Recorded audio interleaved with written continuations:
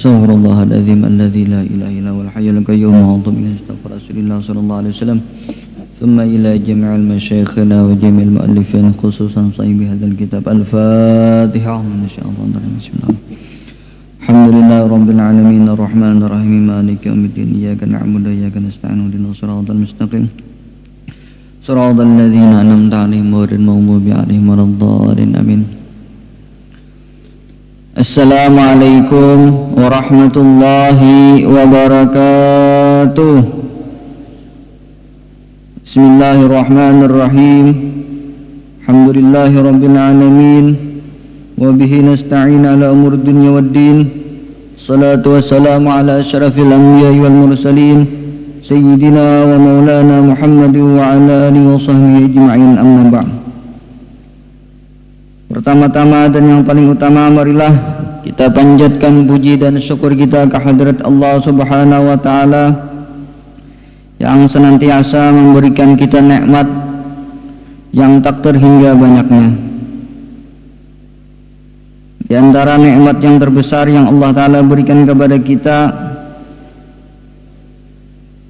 ialah kita diberikannya nikmat umur, diberikannya kita kesehatan, dan di antaranya lagi kita baru saja diberikan Allah taala nikmat yang sangat agung, yaitu taufik. Apa itu taufik? Khalqu qudratu ta'at lil abdi. Diberikannya kita kemampuan untuk melaksanakan ibadah, itu disebut taufik. Taufik ini merupakan nikmat yang sangat besar, nikmat yang sangat agung. Jadi mampunya kita beribadah, kawa beribadah itu merupakan nikmat yang sangat besar. Nang terkadang kita kada menyadarinya, terkadang kita kada sadar. Di dalam hadis Nabi mengatakan rak'ata fajri khairun minad dunya wa ma fiha. Kita mampu melaksanakan sembahyang 2 rakaat sembahyang sunat subuh, itu kata Nabi lebih baik daripada dunia seisinya. Itu hanya 2 rakaat sembahyang sunat subuh, itu lebih hebat, lebih baik daripada dunia seisinya. Ini merupakan kawanya kita diberikan Allah taala taufik, lalu kita kawa melaksanakan sembahyang sunat subuh 2 rakaat saja, itu luar biasa. Tapi terkadang kita kada sadar, bahwasanya nikmat diberikan taufik itu merupakan nikmat yang luar biasa. Jadi seharusnya kita kada iri lawan orang yang diberikan Allah taala kekayaan tapi kada kau beribadah, sedangkan kita diberikan Allah taala kada diberikan Allah taala kekayaan tapi kita kau beribadah. Seharusnya bilanya kita kau hanya beribadah, sembahyang berjamaah, misto kau sembahyang sunat, kadada kita alasan iri melihat orang sugih misalkan, tapi orang sugih itu kada rajinan beribadah. Kita lebih hebat. Nikmat yang Allah taala berikan kepada kita, mampunya kita beribadah itu jauh lebih besar daripada nikmat dunia. Tapi terkadang kita kada sadar, karena kita orang yang cinta dunia, kita akui hanya beritaan. Jadi segala sesuatu itu dinilai lawan nilai dunia terus. Jadi segala sesuatu dinilai lawan nilai dunia aja terus, sehingga bila inya orang tak banyak dapat dunia daripada kita, asa tak untung orang pada kita. Padahal kita mampu beribadah itu luar biasa sudah nikmatnya. Nah ini terkadang kita kada sadar. Hadirin hadirat yang dirahmati oleh Allah Subhanahu wa taala, sekarang kita sudah berada di akhir-akhir bulan Sya'ban. Jadi mungkin kurang lebih 1 minggu aja lagi, kurang lebih kita akan menemui bulan Ramadan. Mudah-mudahan kita dipanjangkan Allah taala umur, ya kan, kawa bertamuan lawan bulan Ramadan kita.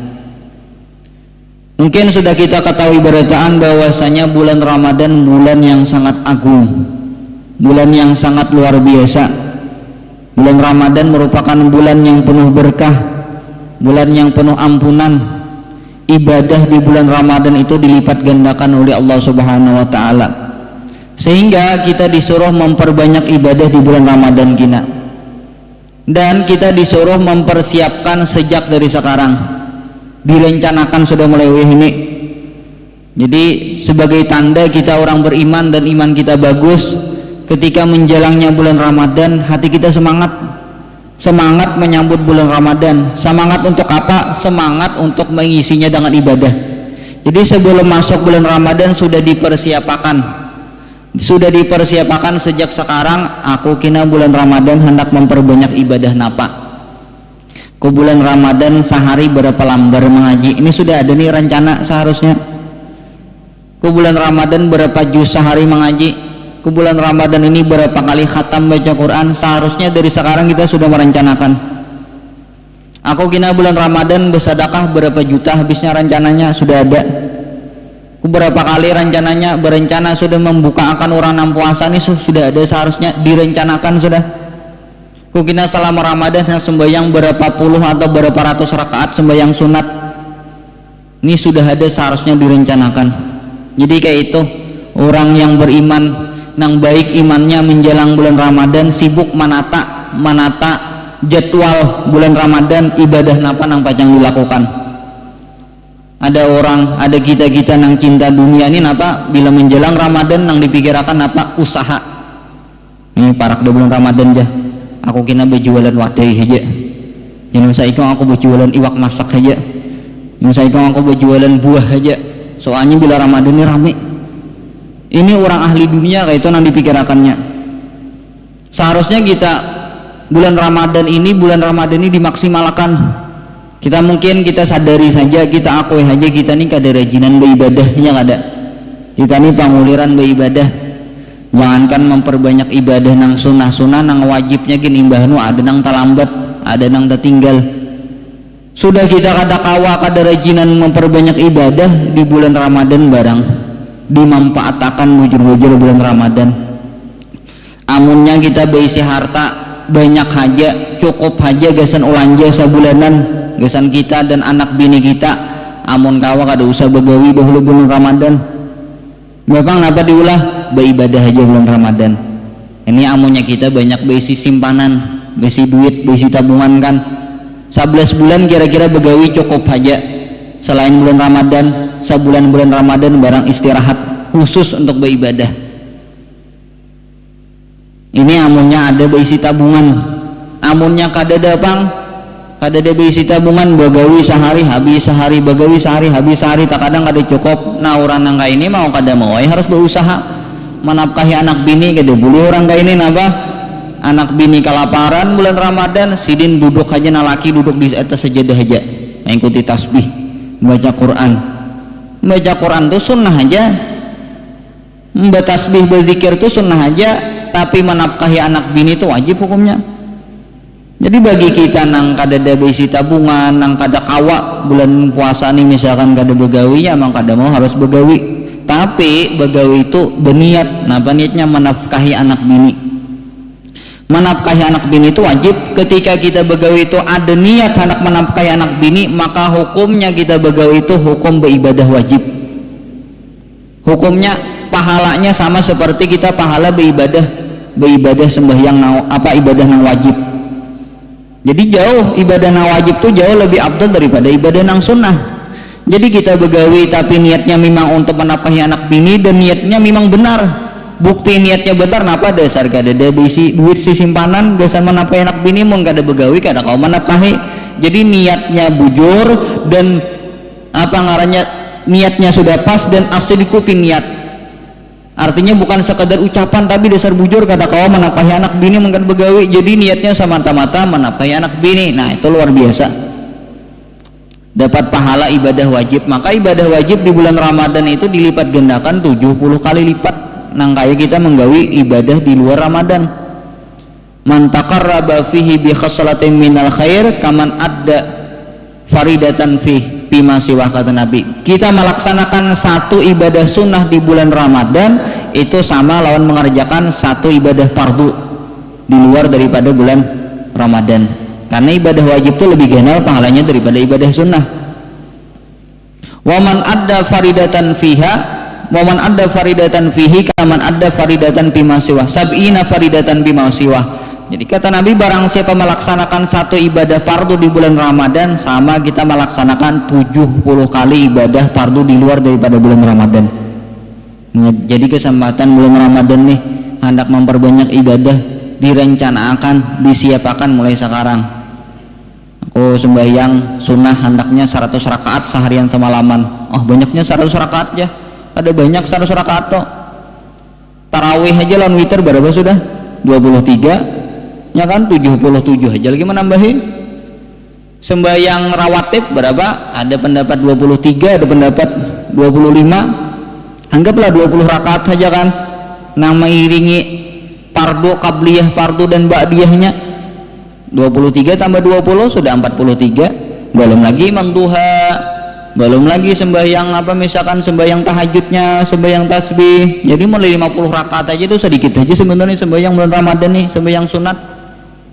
Nah jadi mulai direncanakan ku kada hendak parai sembahyang duha tiap hari selama Ramadan. Ku tiap malam kada hendak parai sembahyang tahajudnya. Tahajud malam nih pian nyaman aja. Soalnya apa? Kita bangun aja bersahur. Jadi sebelum makan atau imbah makan ini sembahyang dahulu, sembahyang tahajud. Sembahyang apa bila waktunya banyak, sembahyang tasbih misalkan barang aja. Cuma yang penting kita mau usahakan apa, memperbanyak ibadah selama bulan Ramadan ini. Jadi kita rencanakan, sudah kita niatakan dari sekarang nih. Para hadirin hadirat yang dirahmati oleh Allah Subhanahu wa taala, pada malam hari ini kita kembali menyambung pembahasan fikih muamalah dan kita masih membahas masalah al-qardu, hutang piutang.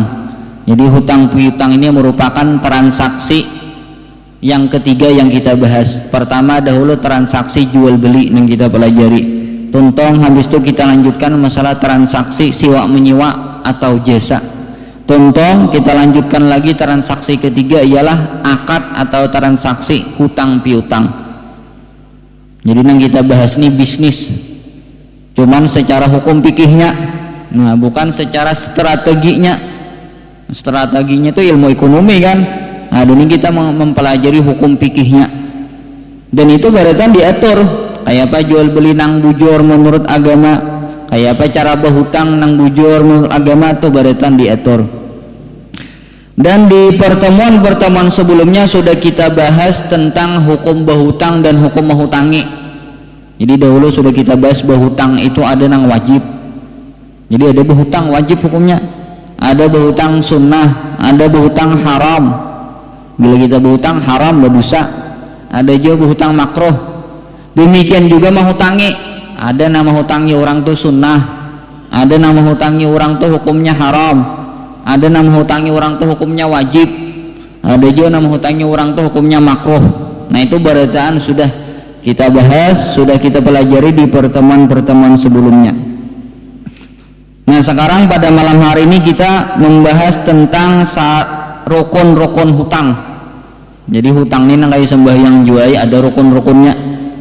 Hutang pun ada juga rukun-rukunnya. Udu ada kalau rukun-rukunnya, niat, nang kedua basuh muha, nang ketiga basuh tangan dan seterusnya. Hutang piutang pun ada juga rukun-rukunnya.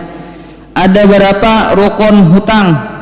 Dasar asas-asas berhutang itu ada 3. Pertama adanya orang nang berhutang, yang kedua adanya orang yang menghutangi, yang ketiga ada sesuatu nang dihutangakan, yang ketiga adanya sigat. Ini bila sabuting aja kada ada lain hutang ngarannya. Ada orang nang berhutang tapi mau hutangi kada terlaksana hutang kan. Nang berhutang ada, nang mau hutangi ada, tapi barang nang dihutangakan kada ada. Lain hutang juga ngarannya. Jadi hanya terwujud hutang piutang ini apabila ada 4 rukun tadi. Pertama ada orang nang berhutang, yang kedua ada nang menghutangi, yang ketiga adanya barang nang dihutangakan. Nang dihutangakan ini banyak aja kena. Duit kah, barang kah, apakah? Berhutang beres ya, berhutang minyak apakah? Dan yang keempat rukunnya ialah adanya sigat. Masing-masing daripada 4 rukun ini ada syarat-syaratnya yang harus dipenuhi agar hutang piutang itu sah menurut agama. Ini sah menurut agama, lain menurut negara atau menurut bank, menurut koperasi lain pulang nih toh. Ini syarat-syarat menurut agama. Yang pertama yang kita bahas syarat orang yang menghutangi dahulu. Jadi kadabaratan orang secara Islam itu kau menghutangi. Kadabaratan orang kita kau berhutang pada sidin. Ada kriterianya, ada syarat-syaratnya agar hutang piutang itu sah. Napa syarat-syaratnya? Kada banyak, dua aja syaratnya. Orang nang kawa mahutangi orang lain. Napa? Pertama tidak dipaksa. Yang kedua ngarannya di dalam fikih ahlu tabarru. Ahlu tabarru bagi harta yang dihutangakan. Jadi di dalam fikih itu pian ada ngarannya mutlaqut tasarruf, ada ngarannya ahlu tabarru. Mutlaqut tasarruf itu artinya dia boleh mempergunakan harta, tapi kada boleh napa? Kada boleh memberiakan harta. Mempergunakan itu dengan cara ditukarakan tuh boleh, dengan cara dihutangakan, disiwaakan tuh boleh. Tapi nya kada boleh lagi napa? Memberiakan harta. Ada juga di dalam fikih itu ngarannya ahlu tabarru. Ahlu tabarru itu bukan hanya boleh mempergunakan harta, tapi nya seandainya memberiakan harta kepada orang lain boleh. Nah ini syarat orang yang boleh menghutangi orang lain. Pertama nya kada dipaksa, yang keduanya ahlu tabarru. Ahlu tabarru itu kayak apa syarat-syaratnya? Orangnya pertama harus balik, yang kedua harus berakal, yang ketiga orangnya rasyid. Arti rasyid itu dahulu sudah kita bahas mulai di masalah jual beli. Arti rasyid itu bisa mengikuti atau mengelola duit sudah. Nyada kalau orang nang ada tahu di duit nang kayak ada duit dibuang-buangnya, ini ngarannya kada rasyid. Belum rasyid lagi nya kada tahu di duit lagi, kada bisa mengikuti atau mengelola duit. Ini orang nama hutang itu harus rasyid, bisa mengelola duit. Yang ketiga tidak dimahjur. Arti mahjur ini dilarang melakukan transaksi, dilarang mempergunakan harta. Ini dalam fikih itu ada orang-orang yang kada boleh mempergunakan harta, ada macam-macamnya gini. Nah jadi maka tidak sah kita berhutang dari orang yang dipaksa bighairi haqqin. Jadi kita kada sah berhutang kepada orang yang inya tuh dipaksa menghutangi kita. Kita datang kepada seseorang, kita hendak berhutang duit, inya kada hakun menghutangi, tapi kita paksa. Ikan bila kada menghutangi nana, parang nih pemalayang. Takutan orang terpaksa menghutangi itu secara fikih kada sah hutang piutangnya. Kita pergunakan harta yang kita peroleh daripada orang itu tadi, yang kita berhutang wadainya secara paksa tadi, secara terpaksa kita mempergunakannya haram. Karena hutang piutangnya kada sah bang. Karena syarat orang yang boleh menghutangi itu inya kada terpaksa. Namun dipaksa kada sah, asal memaksanya bighairi haqqin. Nya ada kina memaksa bihaqqin. Arti memaksa bihaqqin tuh memaksa dan dibenarkan secara agama. Kina ada contohnya. Jadi tidak sah kita berhutang dari orang yang dipaksa bighairi haqqin. Maksud terpaksa menghutangi, maksud terpaksa tuh kayak apa garang? Kriteria orang terpaksa. Sehingga amun inya menghutangi, hutangnya kada sah. Demikian juga terkadang banyak hal-hal yang mana apabila kita melakukan secara sukarela, arti sukarela kan kada dipaksa, maka haram atau bisa membatalkan ibadah. Tapi bilanya kita lakukan secara terpaksa itu kada haram dan kada membatalkan ibadah. Nah kayak puasa, di antara pembatal puasa apa? Makan dan minum batal kalau puasa. Tapi amun kita dipaksa makan atau minum, nah itu kada batal. Dipaksa orang makan minum itu kada batal karena dipaksa. Cuman yang perlu kita ketahui kriteria orang terpaksa itu kayak apa.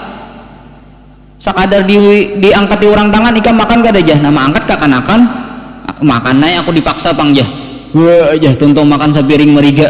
Aku kada batal puasa aja karena dipaksa pang. Bujurlah kayak itu. Ini ada kriteria orang terpaksa tuh. Termasuk di masalah hutang piutang, amun orang itu terpaksa ini menghutangi orang lain kada sah. Kayak apa? Arti orang terpaksa. Jadi maksud terpaksa menghutangnya adalah diancam agar menghutangi orang lain. Jadi diancam dan kita mengetahui bahwa dia mampu melakukan ancamannya itu dan kita tidak mampu melawannya atau tidak bisa lari darinya. Jadi kriteria orang terpaksa itu 3. Pertama adanya ancaman. Yang kedua kita tahu inya tuh mampu melaksanakan ancamannya. Ikamnya bilanya kada mau tangi, ikam bilanya kada makan puasaan nih, aku tampar aja, aku sudok, ada ancaman kan? Dan kita tahu inya mampu melaksanakan ancamannya. Amun orang nama maksa tuh orangnya stroke, bah kada kawa menampar kita kan? Ini orangnya sehat, kuat aja, ganal aja orangnya kada kakanakan, kesimpulannya mampu melaksanakan ancamannya. Yang ketiga kita kada kau menghindarinya atau kada kau lari. Namun nama ancam kakanakan pian mae aja bilanya kada makan pak ulun tampar, nah itu ada ancaman. Inya mampu lah mentampar kita, mampu ya kan, inya isbi kelas 1 bang sudah, cuman kawalah malawan kawai kita malawan. Bila kakanakan isbi kelas 1 tuh hal ini sih mah benar-benar itu bisa kita kada kau melawan atau kada kau lari. Jadi kriteria orang terpaksa tuh 3. Pertama orang itu tadi apa, ada ancamannya. Yang kedua kita mampu kita mengetahui dia mampu melaksanakan ancamannya itu. Yang ketiga kita kada mampu melawan atau kada kau lari. Nah dalam keadaan itu ketika orang dipaksa untuk menghutangi dengan diancam, kita misalkan ada orang datang ke kita, orang mabuk misalkan hendak minta duit atau berhutang duit, maka bilanya kita kada mau hutangi diancamnya, dan bila kada mau hutangi aja belum timpas misalkan, nah itu kan ada ancaman. Habis itu kita tahu inya nih mampu melaksanakan ancaman itu, nya mampu menimpas kita, 2 sudah. Yang ketiga kita kada kau lagi lari, kada kau lagi melawan, tagencang tagenal nama ancam pagelangan pada seorang, jadi kita kau melawan. Nah lalu kita mau tanya orang lain tuh secara fikih hutang piutangnya kada sah. Di satu sisi orang nambah hutang tadi wajib mengganti atau membayar duit yang ambil berapa, 100.000 200.000. Sisi kedua inya menggunakan duit kita tadi itu haram tuh hukumnya. Amunnya kita berhutang kan hutangnya itu sah, kita wajib membayar aja. Kalau dan kita mempergunakan harta nang hutangan tadi halal aja karena hutang piutangnya sah bang, ini kada sah. Inya mempergunakan haram dan lagi inya wajib menggantinya. Nang kayak orang mencuntan, digunakannya harta haram kalau hasil cuntanan dan wajib pula mengganti. Nah jadi kriteria orang dipaksa itu tadi 3. Nah, demikian juga ketika kita ratan puasa misalkan lalu dipaksa orang kan bilanya kada makannya ketampar misalkan, nah itu ketika kita makan bilanya terpaksa kan kada batal, tapi bujula itu dianggap terpaksa, lihati terpenuhi kada 3 syarat paksaan tadi, ada ancaman kada. Yang kedua inya mampu kada melaksanakan ancamannya. Yang ketiga apa ngarannya, kita kawa kada lari atau melawan. Bila kada kawa, nah berarti itu terpaksa kada batal puasa kita, biar pian makan sakawah, amunnya dipaksa kada batal, ngaran dipaksa bang. Cuman di dalam fikih pian masalah puasa atau di antara pembatal puasa apa? Jima. Di antara pembatal puasa jima. Kalau dan ketika kita berjima rahatan puasa, bukan hanya puasa kita batal, tapi kita wajib bayar kafarat. Cuman bilanya dipaksa berjima kada batal, bilanya dipaksa berjima tuh kada batal. Tapi kata para ulama, kalau lalakian, kalau bibinian itu bisa aja nya terpaksa berjima, tapi kalau lalakian kada ada alasan inya terpaksa berjima. Kalau lalakian kada ada alasannya terpaksa berjima. Kalau bibinian mungkin hanya terpaksa berjima. Ada lalakian orang jahat masuk ke rumahnya hendak memperkosainya, kada kau melawan nya, atau nya kada pengarannya kada maikat binian dong, ada tapi diancamnya pacol selawar aja. Bila ada macol selawar pak bunuh, akhirnya bawa parang. Lalu memacol lagi selawar kedua nih bang, melawan kedua nih inya ancam kan, mana nang datang berdua misalkan. Setelah itu diperkosanya bibinian tadi, maka rahatan puasa batal lah, puasanya kada batal.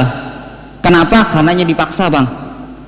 Dan kriteria terpaksa memang ada ancaman, orang nama ancam tuh mampu melaksanakan ancamannya, dan nya kada kau lagi lari di dalam kamar, sudah kada kau lagi lari. Jadi puasanya si bibinian tadi kada batal dan nya kada wajib bayar kafarat. Tapi kata para ulama, di antara syarat lagi, di antara bukti bibinian itu terpaksa diperkosa apa? Inya kada merasa nyaman. Bila masih aja asa kenyamanan tuh kada terpaksa menikmati ngarannya. Nah, tuh kada terpaksa nih itu batal puasanya. Ya kan asa kenyamanan awalnya jadi paksa. Hingga sudah beberapa menit kemudian menikmati lagi ambil melawan. Bukan karena lama awak kada kau melawan, tapi memang menikmati. Nah, itu kada terpaksa ngarannya.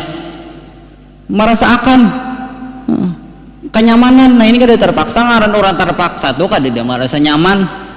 Kita nih liur kadada hendak makan liur pahit, dipaksa oleh laki, dipaksa oleh bini makan, nyaman lah biar makan. Tadi nyaman biar makanan tuh nang kita sukain, apa nang kita sukai bakso misalkan, sate, dipaksa oleh laki atau bini makan sate, liur pahit kan nyaman kan? Tetap demikian juga bibinian nang diperkosa tadi, disetubuhi orang. Bukti inya bujur-bujur dipaksa, inya kada merasakan nyaman. Nah ini, nah jadi kayak itu bibininya. Bila nya kada merasa nyaman berarti terpaksa tuh bujur. Bila merasa kenyamanan aja masih tuh kada dipaksa ngarannya. Nah. Jadi kata para ulama bibinian itu bisa aja dipaksa berjima, tapi kalau lalakian tuh kada ada istilah dipaksa berjima. Soalnya lalakian itu amunnya dipaksa inya senjatanya kada mau karas.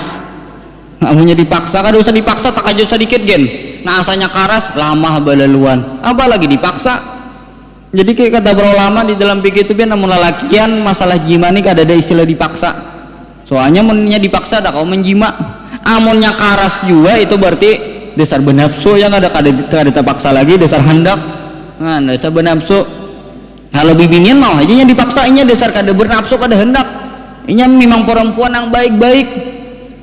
Tiba-tiba ada orang jahat datang, inya gen imbah terjadi imbah diperkosa orang tuh misalkan inya apa ngarannya kayak stres itu merasa tertekan kan anunya mentalnya, itu buktinya apa terpaksa memang diperkosa orangnya kada merasa nyaman. Nah jadi tadilah itu syarat orang yang boleh menghutangi satu inya kada terpaksa, kada dipaksa inya tidak dipaksa. Orang yang dipaksa apabila inya dipaksa bigairi hakin, bukan dengan alasan yang benar, maka hutang piutangnya kada sah. Ketika hutang piutang itu kada sah, kita menggunakan harta yang kita hutang tadi jadi haram. Di samping kita wajib membayarnya atau menggantinya, tapi di sisi itu juga kita haram mempergunakannya karena hutang piutangnya kada sah, Bang. Nah, tapi ada istilah dipaksa tapi bihakin, dipaksa dengan alasan yang benar. Jadi di dalam fikih itu ada dipaksa tapi memang paksanya itu dibenarkan oleh agama. Nah, amunnya dipaksa dengan alasan yang benar itu hutang piutangnya sah. Nah, kayak apa contohnya? Kita dipaksa orang menghutangi orang, lalu kita hutangi orang itu tadi secara terpaksa, tapi hutang piutangnya sah karena orang memaksa itu bihakin dengan cara yang benar. Nah, kayak apa contohnya? Seperti memaksa orang yang kaya, orang yang sugih yang ada di tempat itu untuk memberi pinjaman, memberi hutang kepada orang yang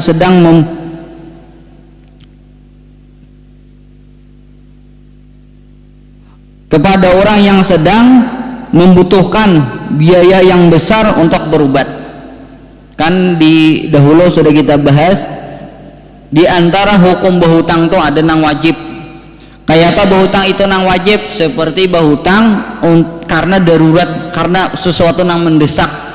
Nah, misalkan sesuatu mendesak seperti kita kelaparan, kada apa-apa nang dimakan, berhutang tuh hukumnya wajib untuk menjaga roh supaya jangan mati, supaya jangan keluar. Atau misalkan anak kita atau bini kita garing, misalkan ya dokter diperkirakan usianya 3 hari aja lagi, amun kada capat-capat dioperasi, jadi harus sesegera mungkin dioperasi dan biayanya 100 juta, maka duit kadada nang dijual kadada. Nah, orang tuh wajib tuh berhutang, wajib berhutang. Nah, jadi ketika inya wajib berhutang, datanglah inya kepada orang sugih, keluarganya kah kada kah, pentingnya datang kepada orang sugih.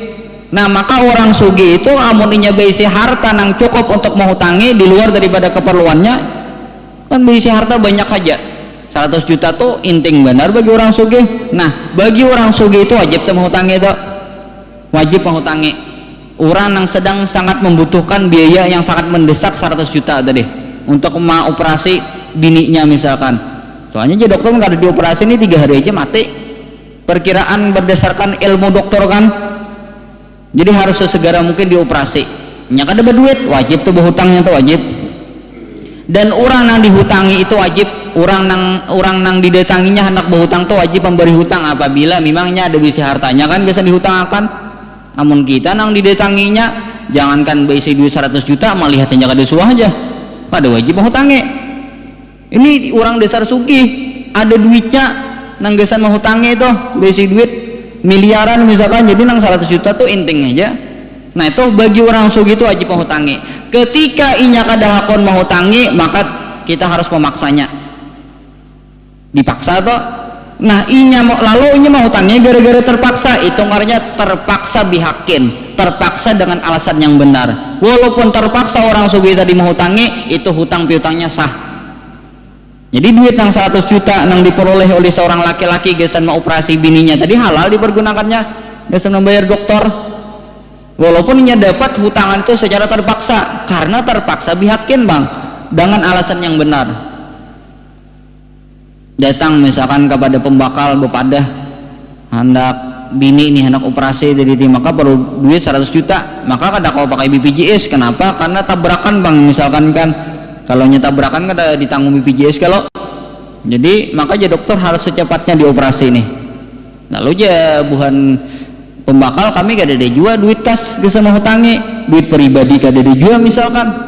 Nah cuman ada di kampung kita haji anu tuh penyugihnya saikong, ini ada aja bisi duit nak menghutangi, kita datang ke sana, kena aku mau ucapakan kada hakon pak haji tadi menghutangi. Nah lalu dipaksa oleh buhan aparat buhan pembakal untuk menghutangi hakon, nah karena diancam bang, pian dia pembakal bila kada hakon menghutangi apa 2 tahun di penjara, takutan saya dia menggunakan di penjara, dipaksa kan itu ngarannya. Nah ini ngarannya dipaksa tapi bihakin dengan alasan yang benar, sah. Jadi nang kada sah hutang piutang tadi dipaksa tanpa ada alasan yang dibenarkan. Secara agama ada ini dipaksa tapi ada alasan yang membenarkan. Nah jadi sah hutang dari orang yang terpaksa dengan hak, dengan alasan yang benar, seperti memaksa orang kaya yang ada di tempat itu untuk memberi pinjaman kepada orang yang sedang membutuhkan biaya yang sangat besar untuk berobat.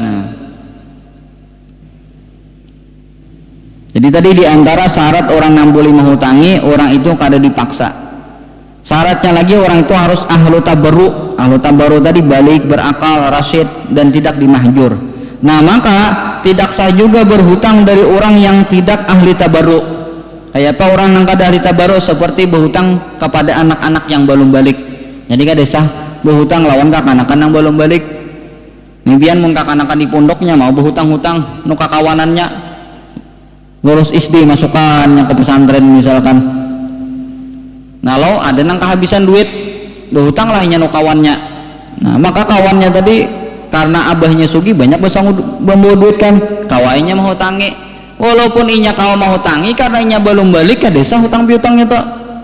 Nah kada sah hutang piutangnya.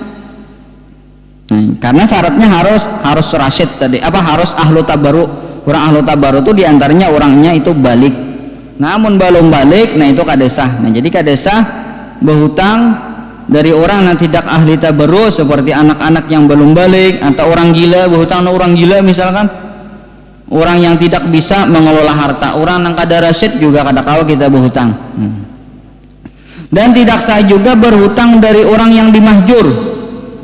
Jadi ada istilah dalam fikih itu dimahjur. Arti dimahjur nih orang itu dilarang mempergunakan hartanya.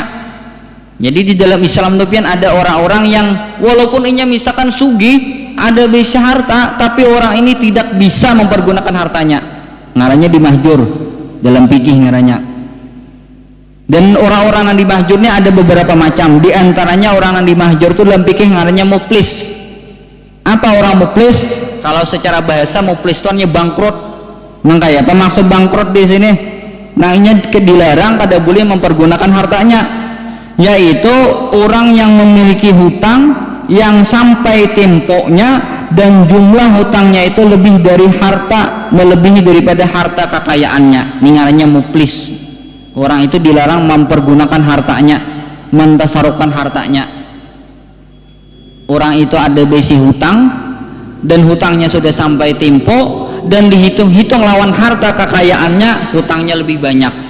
Hitung rumahnya napa-napa berarti asetnya dihitung, oh ternyata hutangnya lebih banyak daripada kekayaannya. Nah maka itu ngarannya orang itu muflis. Orang nangka itu menghutangi orang lainnya kada sah. Nah kada sah aja menghutangi. Nah, masalah muflis ini panjang sebenarnya.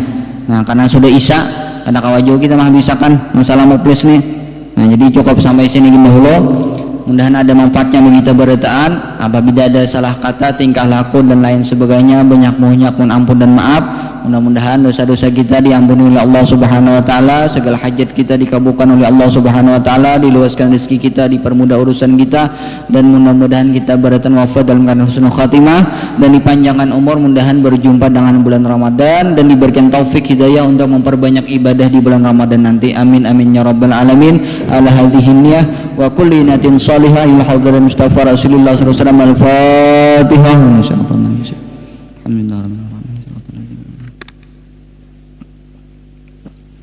Amin ya Allah ya rabbal alamin. Bismillahirrahmanirrahim. Alhamdulillah rabbil alamin. Allahumma shalli ala sayyidina Muhammad wa ala alihi washabbihi ajmain. Allahumma anfa'na bima 'allamtana wa 'allimna ma yanfa'una wa zidna ilman wa hudan taufiqan bi rahmatika ya arhamar rahimin. Sallallahu ala sayyidina Muhammad wa ala alihi washabbihi wasallam. Akhu da'wana alhamdulillah rabbil alamin. Assalamualaikum warahmatullahi wabarakatuh.